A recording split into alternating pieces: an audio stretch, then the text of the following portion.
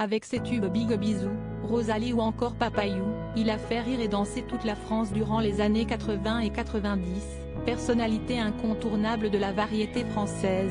Carlos reste inoubliable même 15 ans après sa mort, le 17 janvier 2008.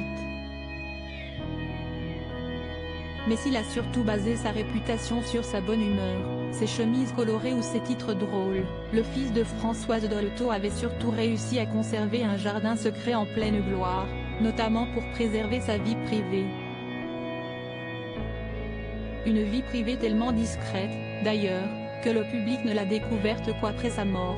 Si l'on sait en effet qu'il était en couple depuis 1970 avec Michel Toussaint, surnommé Mimi par son entourage, il avait réussi à cacher un grand secret aux médias, l'adoption de leur fils Fan Ming en Asie, un petit garçon élevé loin de toute médiatisation.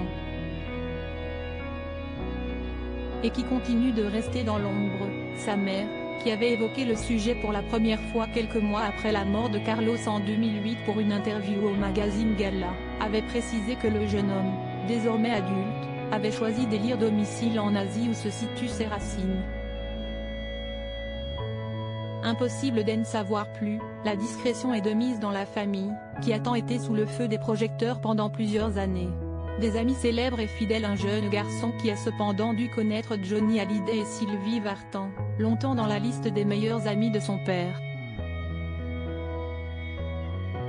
La chanteuse était même son amie d'enfance, tous les deux s'étaient rencontrés adolescents et avant de commencer sa carrière, Carlos lui avait servi de garde du corps et de secrétaire personnel. Parrain de David Hallyday, le fils de ses amis né en 1966. Le chanteur les avait choisis comme témoins de son mariage avec sa femme Mimi en 1978, malgré leur propre mariage en dents de scie.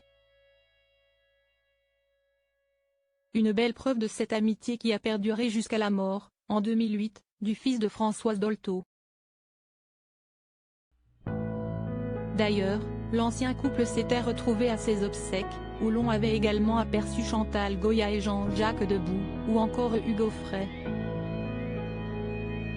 Et pendant lesquels Johnny Hallyday avait prononcé un hommage déchirant, « Il était mon meilleur ami, je suis paumé ».